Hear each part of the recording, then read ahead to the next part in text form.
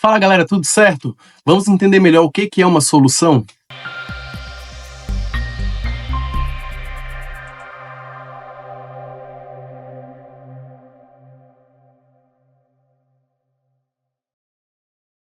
Então, meus queridos, antes de começar o vídeo, vamos lembrar que dar o like no meu vídeo e se inscrever no meu canal é muito importante para mim, porque vai me ajudar, porque aí o YouTube ele vai entregar meu vídeo para uma quantidade maior de pessoas, e isso é muito importante, beleza? Vamos lembrar que na aula passada eu expliquei para vocês o que era uma dispersão, e dentro das dispersões tinham dois tipos de misturas, as misturas homogêneas e as misturas heterogêneas. Hoje a gente vai focar nas homogêneas, que também podem ser chamadas de solução, tá? Então vamos anotar aqui já para você não esquecer, toda solução tem que ser uma mistura homogênea. Muito bem, homogênea.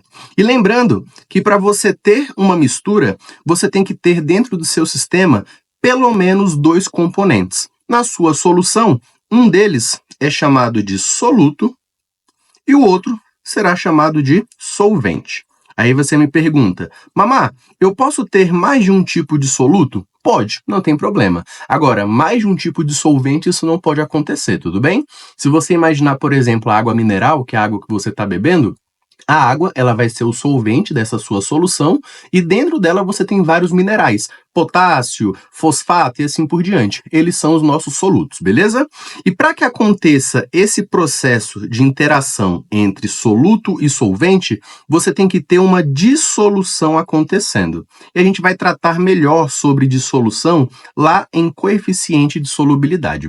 Agora, algumas coisinhas que ficaram faltando na aula passada foi o seguinte: existem alguns pontos que você não pode esquecer para a sua provinha sobre as soluções. Eu expliquei para vocês que as soluções são aquelas misturas homogêneas em que a partícula seria muito pequena, menor do que 1 nanômetro, correto? Por causa disso, as suas soluções, elas não podem ser separadas por certos tipos de processos. Por exemplo, não podem ser separadas, coloca aí, ó, não podem ser separadas. Aí eu vou colocar aqui dois processos que caem bastante na sua prova, tá bom? Primeiro deles, o mais importante, filtração. Você não consegue filtrar soluções, não tem como. Ah, uma ultrafiltração. Não, não tem como, tá? Soluto não pode ser filtrado de um solvente, beleza? No caso, para soluções. E uma outra que pode ser cobrada na sua provinha do Enem é a decantação.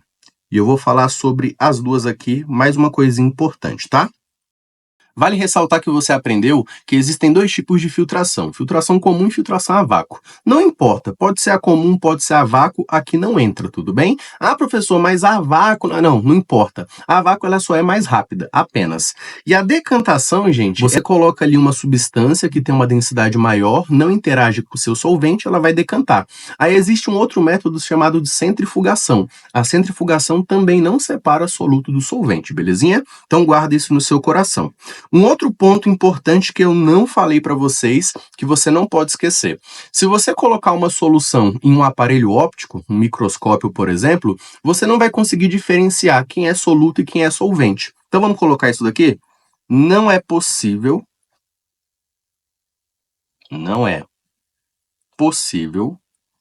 diferenciar os componentes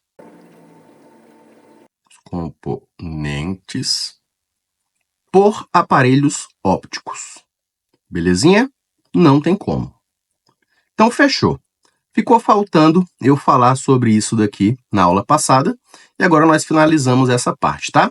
Vamos começar agora com a parte só de soluções, que é a parte de classificação delas. Primeiro, vamos aqui classificar as soluções. Classificação. A primeira classificação, ela é muito simples, tá? E ela vem do estado físico em que essa solução se encontra. Lembrando que estado físico nós temos 3 que você tem que saber de cabeça, correto? Que é o estado sólido, líquido e gasoso.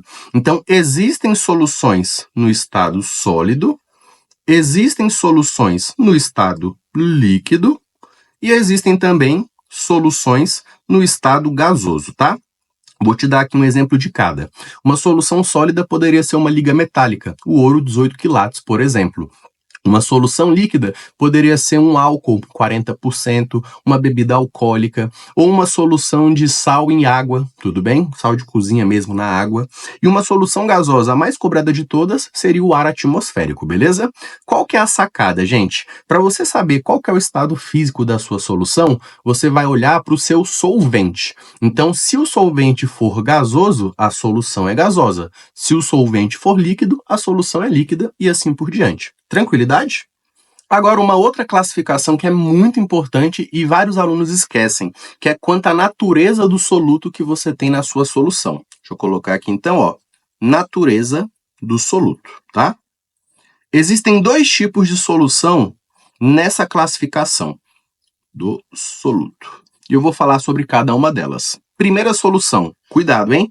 Que é a solução molecular. Solução molecular. Professor, o que seria uma solução molecular? É aquela solução que quando você jogar o seu soluto no seu solvente, vamos pensar aqui em água, que fica mais fácil. Quando eu jogar, por exemplo, açúcar na água, você não vai ter quebra da sua molécula, você não vai ter uma reação acontecendo. A glicose ou a sacarose e assim por diante, ela só vai se dissolver na água, apenas isso. Então aqui um exemplo pra gente, ó, da glicose, né? Glicose é C6H12O6, beleza? Ela é sólida em temperatura ambiente. Vou pegar essa glicose e vou jogá-la em água. Vou fazer aí uma solução aquosa dela. O que vai acontecer? Ela só vai dissolver. Então, eu vou ter aqui C6H12O6, só que agora aquoso. Toma cuidado que esse aquoso aqui, esse AQ, não é estado físico. Só significa que eu tenho a glicose em água na forma de uma solução. Então, gente, eu tenho aqui no início 1 mol de glicose e no final eu continuo tendo o quê? 1 mol de glicose. Isso é uma solução molecular. Agora, se eu for analisar uma solução iônica, aí é diferente. Então, ó, solução iônica. E eu vou te dar aqui um exemplo que já causa uma confusão grande nas pessoas, que é o seguinte. Vou colocar aqui um ácido para vocês. Vou colocar para vocês aqui o ácido sulfúrico, H2SO4. Deixa eu escrever melhor aqui, H2SO4. Vou colocar 1 mol desse ácido. O aluno acha que a solução iônica ela só é formada quando você joga uma substância iônica na água, o que não é verdade, porque um ácido ele é uma substância molecular, ele é formado por ligações covalentes. Mas você vai lembrar, e eu já fiz uma aula sobre isso, quem quiser depois vai dar uma assistida lá, que ácido é uma substância que em solução aquosa ioniza H+. Então o ácido ele tem a capacidade de quebrar a sua ligação covalente e liberar íons no meio. Então aqui vai acontecer o seguinte, eu vou formar H+, aí você pergunta, quantos H+? 2, porque ele tem 2 hidrogênios, tudo bem? E além do meu H+, vou botar aqui, ó, aquoso pra gente, além do meu H+, ele vai formar o seu íon sulfato, que é o SO4 2-. E aqui, 1 mol. Qual que é a diferença, gente? Vamos olhar para cá. Eu coloquei 1 mol do meu soluto, só que esse 1 mol do meu soluto formou 2 mais 1, 3 mols de íons na solução. Às vezes a prova pergunta qual que é a concentração do ácido, e às vezes ela pergunta qual que é a concentração de íons, então é diferente, tudo bem? Toma muito cuidado com essa parte de classificação, beleza?